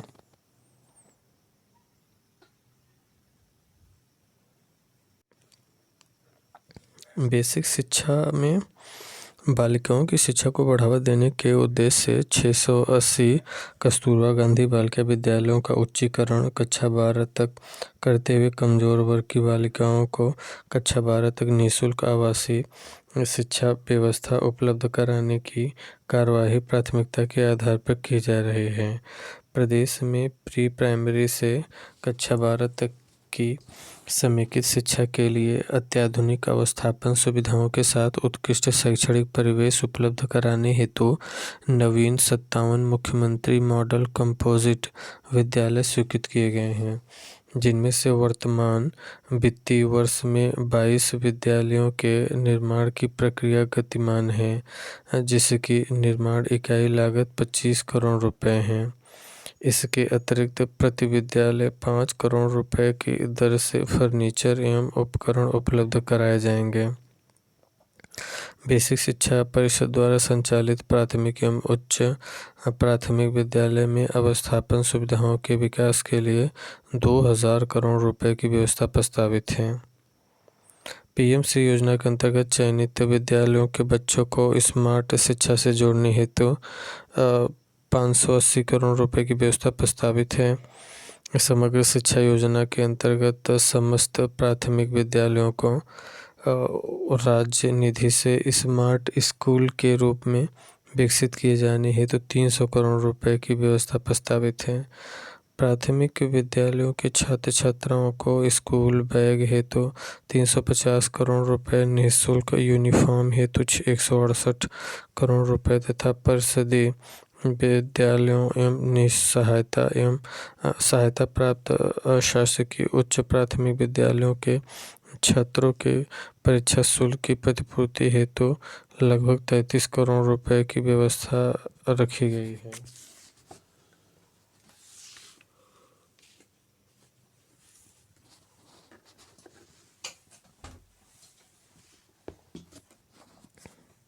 माध्यमिक शिक्षा समग्र शिक्षा अभियान के अंतर्गत विभिन्न कार्यक्रमों के संचालन हेतु 666 करोड़ रुपए की व्यवस्था प्रस्तावित है।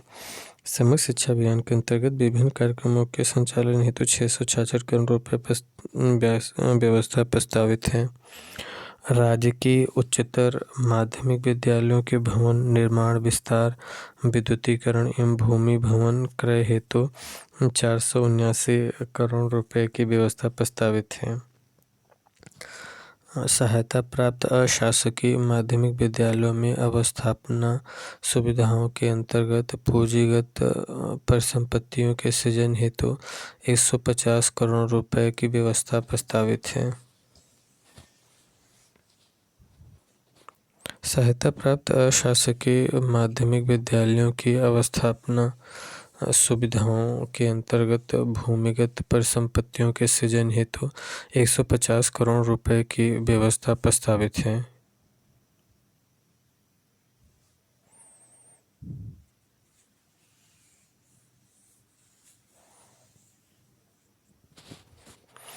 अत्याधुनिक डिजिटल पुस्तकालय की स्थापना हेतु 80 करोड़ रुपए की व्यवस्था प्रस्तावित है। अत्याधुनिक डिजिटल पुस्तकालय की स्थापना हेतु 80 करोड़ रुपए की व्यवस्था प्रस्तावित है। उत्तर प्रदेश सैनिक स्कूल लखनऊ के निर्माण हेतु 25 करोड़ रुपए की व्यवस्था की गई है। राज्य की संस्कृत पाठशालाओं के निर्माण के लिए 13 करोड़ रुपए की व्यवस्था प्रस्तावित है। माध्यमिक विद्यालयों में संस्कृत पढ़ने वाले छात्रों को छात्रवृत्ति प्रदान किए जाने के लिए 20 करोड़ रुपए। पूर्वांचल का प्रथम एवं प्रदेश के दूसरे सैनिक स्कूल जनपद गोरखपुर की स्थापना और संचालन किया गया। एनसीसी प्रशिक्षण अकादमी का जनपद गोरखपुर में निर्माण प्रारंभ किया जा चुका है और जिसके लिए 20 करोड़ रुपए की व्यवस्था प्रस्तावित है। स्पोर्ट्स फॉर स्कूल कार्यक्रम के अंतर्गत विद्यालयों में खेलकूद की प्रतिभा विकसित करने के लिए विभिन्न खेलकूद कार्यक्रम आयोजित किए जा रहे हैं। हाल ही में संपन्न 68वीं स्कूल राष्ट्रीय स्कूल खेल प्रतियोगिताओं में प्रदेश के बालक बालिकाओं ने उत्कृष्ट प्रदर्शन करते हुए 25 स्वर्ण, 24 रजत और 50 कांस्य पदक सहित कुल 99 पदक प्राप्त किया है। स्पोर्ट्स फॉर स्कूल कार्यक्रम में उच्च शिक्षा प्रधानमंत्री उच्चतर शिक्षा अभियान योजना के संचालन हेतु 600 करोड़ रुपए की व्यवस्था प्रस्तावित है।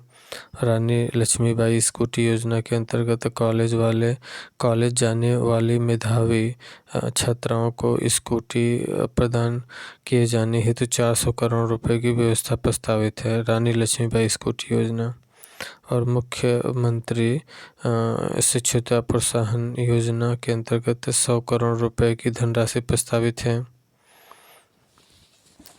विंध्याचल धाम मंडल में मां विंध्यवासिनी राज्य विश्वविद्यालय की स्थापना हेतु 50 करोड़ रुपए की धनराशि प्रस्तावित है। और प्रदेश के राज्य विश्वविद्यालयों में आधारभूत सुविधाओं के विस्तार हेतु 50 करोड़ रुपए की धनराशि प्रस्तावित है। राज्य की महाविद्यालयों के निर्माणाधीन भवनों को पूर्ण किए जाने हेतु 52 करोड़ रुपए की धनराशि प्रस्तावित है। प्राविधिक शिक्षा प्रदेश में डिप्लोमा स्तरीय 184 संस्थानों में प्रशिक्षण प्रदान किया जा रहा है और 36 राज्य की पॉलिटेक्निक निर्माणाधीन है। राज्य की पॉलिटेक्निकों में 251 स्मार्ट क्लासरूम की स्थापना की जा रही है। राज्य की पॉलिटेक्निकों में नवीन टेक्नोलॉजी से सुसज्जित उन्नयन सेंटर ऑफ एक्सीलेंस की स्थापना हेतु 100 करोड़ रुपए की व्यवस्था प्रस्तावित है। राज्य की पॉलिटेक्निक में स्मार्ट क्लासरूम प्रयोगशालाओं के नवीनीकरण हेतु 10 करोड़ रुपए एवं प्रदेश में आर्टिफिशियल इंटेलिजेंस शिक्षा हेतु सेंटर ऑफ एक्सीलेंस की स्थापना के लिए 1 करोड़ रुपए की व्यवस्था प्रस्तावित है। व्यावसायिक शिक्षा एवं कौशल विकास वर्तमान में प्रदेश में 286 राज्य की औद्योगिक प्रशिक्षण संस्थान संचालित हो रहे हैं, जिनमें विभिन्न व्यवसायों की 1,90,064 सीटें युवाओं को प्रशिक्षण हेतु उपलब्ध कराई गई है।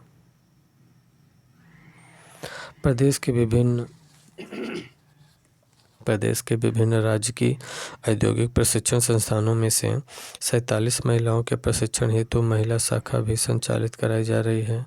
प्रदेश में महिलाओं हेतु 12 औद्योगिक प्रशिक्षण संस्थान स्वतंत्र रूप से संचालित हो रहे हैं। विज्ञान एवं प्रौद्योगिकी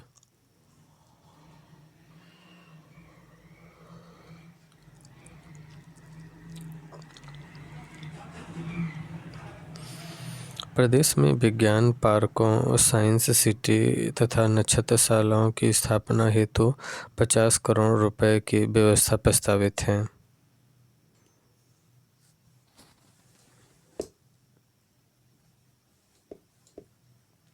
आगरा में साइंस सिटी की स्थापना हेतु 25 करोड़ रुपए एवं वाराणसी में साइंस सिटी तथा नक्षत्रशालाओं की स्थापना हेतु 5 करोड़ रुपए की व्यवस्था प्रस्तावित है।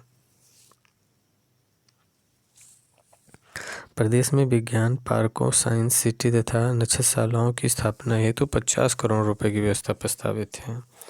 और आगरा में साइंस सिटी की स्थापना हेतु 25 करोड़ रुपए एवं वाराणसी में साइंस सिटी तथा नक्षत्रशालाओं की स्थापना हेतु 5 करोड़ रुपए की व्यवस्था है। खेल एवं युवा कल्याण।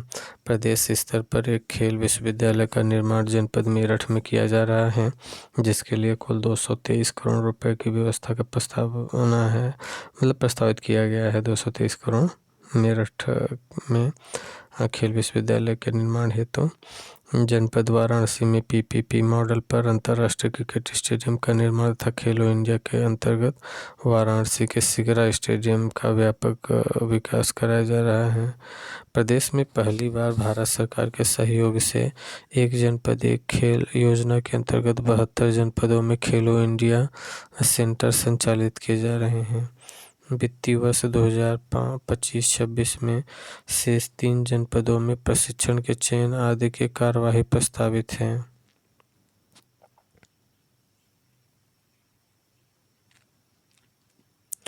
धर्मार्थकार बांके बिहारी जी महाराज मंदिर मथुरा वृंदावन कॉरिडोर के निर्माण हेतु भूमि क्रय के लिए 100 करोड़ रुपए तथा निर्माण हेतु 50 करोड़ रुपए का बजट प्रावधान प्रस्तावित है। जनपद मिर्जापुर के त्रिकोणीय क्षेत्र में मां विंध्यवासिनी मंदिर, मां अष्टभुजा मंदिर, मां कालीखो मंदिर के परिक्रमा पथ एवं जन सुविधा स्थलों को विकसित किए जाने हेतु भूमि क्रय हेतु 100 करोड़ रुपए तथा बृहद निर्माण हेतु 100 करोड़ रुपए की व्यवस्था प्रस्तावित है। जन उपयोगी संरक्षित मंदिरों के जीर्णोद्धार पुनर्निर्माण हेतु 30 करोड़ का बजट प्रावधान प्रस्तावित है। जनपद सीतापुर के नैमिषारण्य में वेद विज्ञान केंद्र की स्थापना हेतु 100 करोड़ रुपए की धनराशि प्रस्तावित है। जनपद सीतापुर के नैमिषारण्य में वेद विज्ञान केंद्र की स्थापना हेतु 100 करोड़ रुपए की धनराशि प्रस्तावित है। पर्यटन। और 2024 में जनवरी से दिसंबर तक उत्तर प्रदेश में कुल 65 करोड़ से अधिक पर्यटक आए, जिनमें विदेशी पर्यटक की संख्या 14 लाख है। मुख्यमंत्री पर्यटन स्थलों के विकास योजना के लिए 400 करोड़ रुपए, अयोध्या क्षेत्र में पर्यटन अवस्थापना सुविधाओं के विकास के लिए 150 करोड़ रुपए, मथुरा में पर्यटन अवस्थापन सुविधाओं के विकास हेतु 125 करोड़ रुपए तथा नैमिषारण्य में पर्यटन अवस्थापन सुविधाओं के लिए 100 करोड़ रुपए की व्यवस्था प्रस्तावित है। प्रदेश के प्रमुख राज्य राष्ट्रीय राजमार्ग पर पर्यटकों की सुविधा हेतु वे साइड एमिनिटीज के निर्माण हेतु 100 करोड़ रुपए की व्यवस्था प्रस्तावित है। चित्रकूट क्षेत्र में पर्यटन अवस्थापन सुविधाओं के विकास हेतु 50 करोड़ रुपए की व्यवस्था प्रस्तावित है। वन एवं पर्यावरण। वर्तमान में प्रदेश में विच्छादन प्रदेश के भौगोलिक क्षेत्रफल का 9.96% है। उत्तर प्रदेश वनावरण विच्छादन में वृद्धि के मामले में पूरे देश में द्वितीय स्थान पर है। वर्ष 2021-22 से वर्ष 2024-25 तक प्रदेश में कुल 138.98 करोड़ पौधों का रोपण किया गया है। वर्षा काल 2025 में वृक्षारोपण हेतु 35 करोड़ पौधारोपण का लक्ष्य प्रस्तावित है। पौधारोपण कार्यक्रम।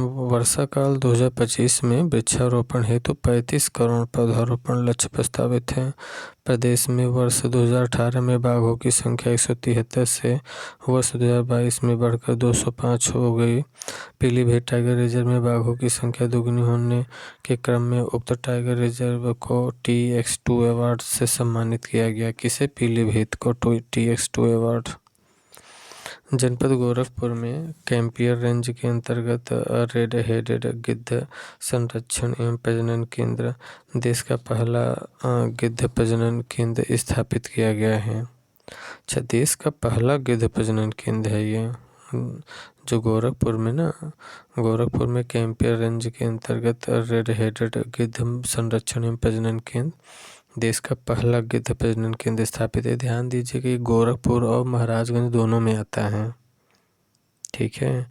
यदि गोरखपुर ना हो तो महाराजगंज भी ऑप्शन होगा तो सही होगा। यदि गोरखपुर महाराजगंज दोनों हो तो दोनों ऑप्शन लगा देंगे। इन दोनों में से एक को चुनना हो तो गोरखपुर को लगाएंगे। जनपद गोरखपुर में उत्तर प्रदेश वानिकी एवं औद्यानिक विश्वविद्यालय की स्थापना किए जाने की नई योजना प्रस्तावित की गई, जिसके लिए 50 करोड़ रुपए की व्यवस्था प्रस्तावित है। महिला एवं बाल विकास निराश्रित महिला पेंशन योजना के अंतर्गत पात्र लाभार्थियों को देय पेंशन के भुगतान हेतु 2980 रुपये की व्यवस्था है। मुख्यमंत्री कन्या सुमंगला योजना के अंतर्गत 700 करोड़ रुपए की व्यवस्था किया गया है। वाराणसी, मेरठ, प्रयागराज, गोरखपुर, कानपुर नगर, झांसी, आगरा में मुख्यमंत्री श्रमजीवी महिला छात्रावास के निर्माण की नई योजना प्रस्तावित की गई है, जिसके 170 करोड़ रुपए की व्यवस्था प्रस्तावित है।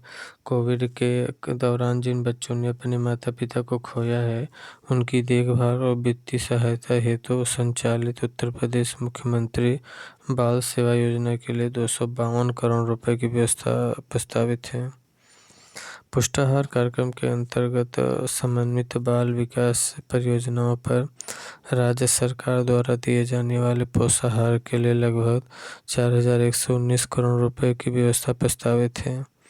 आंगनवाड़ी कार्यकर्ती एवं सहायिकाओं को अतिरिक्त मानदेय एवं भुगतान हेतु 971 करोड़ रुपए की व्यवस्था प्रस्तावित है।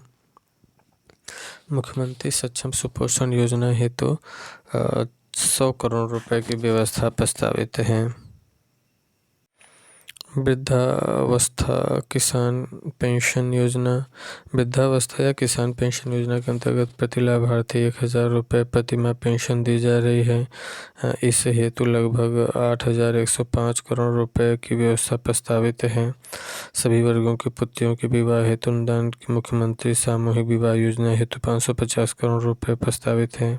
अनुसूचित जाति के निर्धन व्यक्तियों की पुत्रियों की शादी अनुदान हेतु 100 करोड़ रुपए तथा सामान्य वर्ग के निर्धन व्यक्तियों की पुत्रियों की शादी हेतु 50 करोड़ रुपए की व्यवस्था प्रस्तावित है। अनुसूचित वृद्ध एवं अशक्त व्यक्तियों के लिए आवासीय गृह संचालित करने हेतु स्वैच्छिक संस्थाओं को सहायता प्रदान किए जाने हेतु 60 करोड़ रुपए की धनराशि प्रस्तावित है।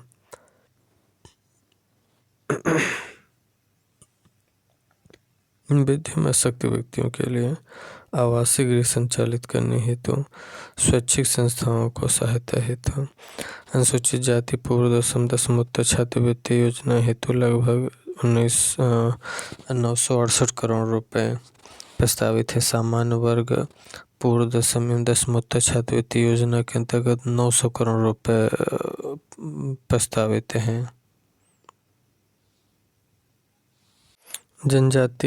अनुसूचित जनजाति के छात्र छात्राओं को पूर्व दशमोत्तर छात्रवृत्ति योजना हेतु 6 करोड़ रुपए की व्यवस्था प्रस्तावित है। जनजातियों ST के लिए ना 6 करोड़ रुपए प्रस्तावित है पूर्व दशमोत्तर छात्रवृत्ति के लिए।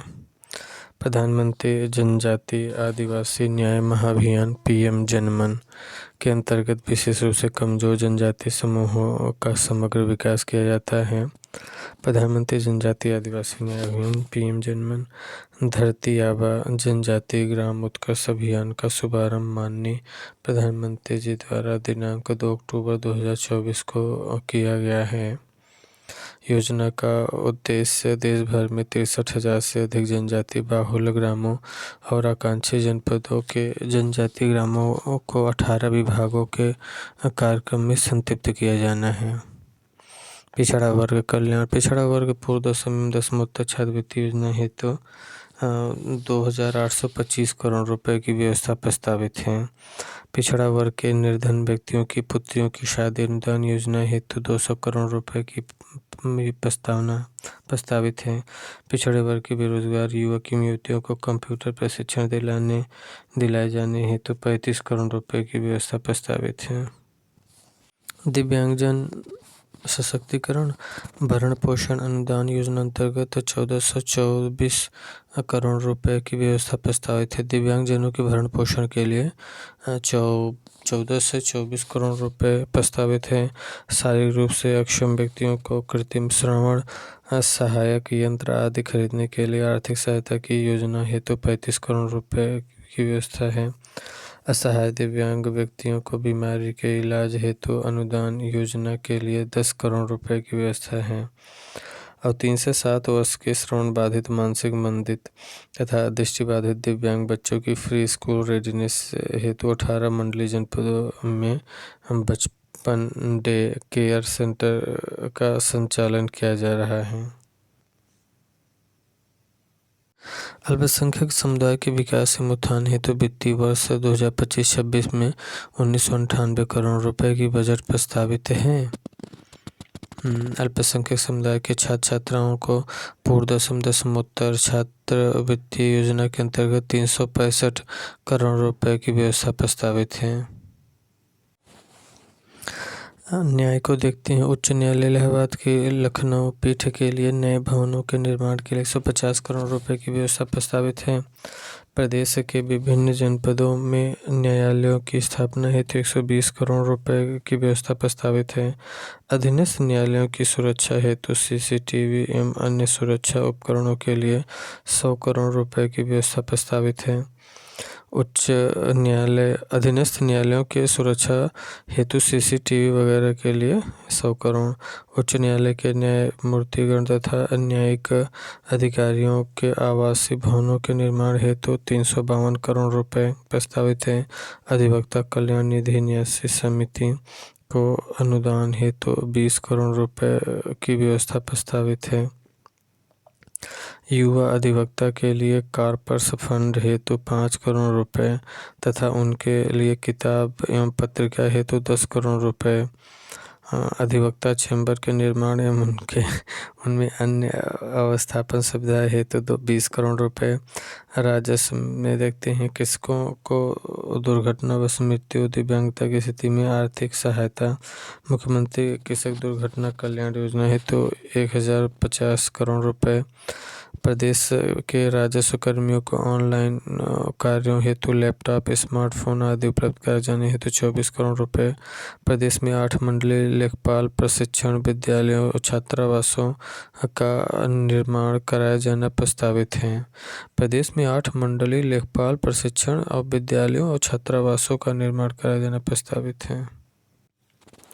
उत्तर प्रदेश राज्य सड़क परिवहन निगम के बस स्टेशनों, डिपो, कार्यालय, कार्यशाला आदि का निर्माण तथा बस बेड़ों में वृद्धि संबंधी कार्यों हेतु 400 करोड़ रुपए की व्यवस्था प्रस्तावित है।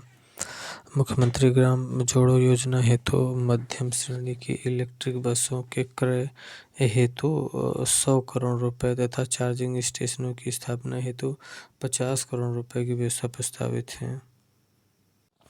राजकोषीय सेवाएं देख लेते हैं। राज्य वस्तु एवं सेवा कर, मूल्य संवर्धित कर। राज्य वस्तु एवं सेवा कर तथा मूल्य संवर्धित कर से राजस्व संग्रह का लक्ष्य 1,30,425 करोड़ रुपए 1,30,425 करोड़ रुपए निर्धारित किया गया है। और आबकारी शुल्क से राजस्व संग्रह का लक्ष्य 63,000 करोड़ रुपए निर्धारित किया गया है। राजकोषीय सेवाएं जो है ना, राज्य वस्तु सेवा कर मूल्य संवर्धित कर 1,30,424 करोड़ रुपए इतना प्राप्त हुआ है। आबकारी शुल्क से जो मिला है 63,000 करोड़ मिला है। स्टाम्प पंजीकरण से 38,150 करोड़ मिला है। वाहन कर से 1,400 करोड़ रुपए मिला है। मतलब मिलने का अनुमान है, मिला क्या है एक तरीके का अनुमान है अभी। और जो बजट का आकार है वो 8,08,0736 करोड़ 6 लाख रुपए है। और बजट में जो बजट का जो मतलब नई योजनाएं जो लागू की गई हैं उसमें जो खर्च होंगे वो 28,478.34 खर्च होंगे। प्राप्तियाँ जो प्राप्ति हुई है ना वो 7,79,242 रुपये मिले हैं, जिसमें से जो राजस्व प्राप्तियां हैं वो 6,62,690.63 है और पूंजीगत जो प्राप्तियां हैं वो 1,16,521.62 है। राजस्व प्राप्तियों में कर जो है ना, राजस्व प्राप्तियों में कर राजस्व का संग्रह 5,50,172.21 रुपये है। 5,50,172.21 रुपये हैं। ये राजस्व प्राप्तियों में कर राजस्व इतना है। इसमें स्वयं का कर राजस्व 2,95,000 करोड़ रुपये तथा केंद्रीय करों में राज्य का अंश 2,55,172.21 रुपये सम्मिलित हैं।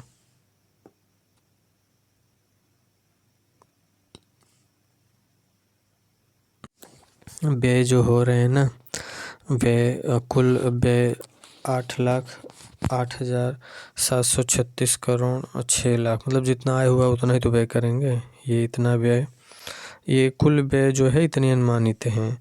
और कुल व्यय में 5,83,174.57 राजस्व लेखे का व्यय है तथा 2,25,561.59 ये पूंजी लेखे का व्यय है।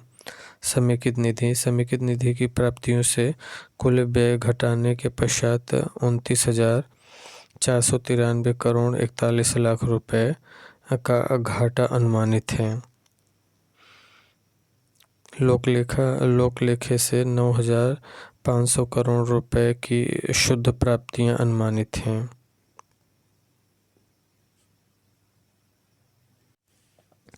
समस्त लेन देन का शुद्ध परिणाम 19,993.41 रुपये ऋणात्मक हैं।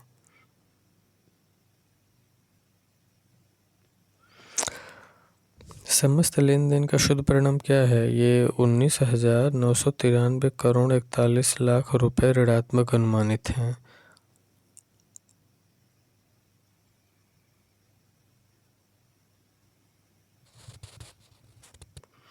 और लोक लेखे से 9,500 करोड़ रुपए शुद्ध प्राप्ति अनुमानित है।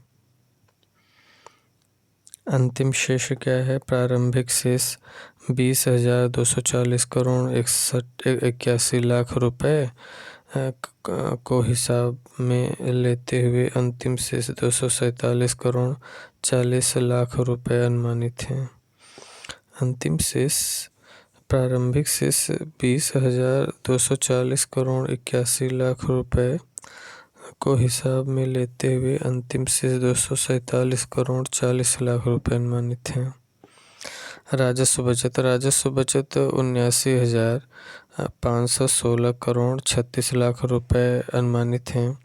राजकोषीय घाटा 91,399 करोड़ 80 लाख रुपए हैं और अनुमानित हैं, जो वर्ष के लिए अनुमानित राज्य सकल घरेलू उत्पाद का 2.97% है।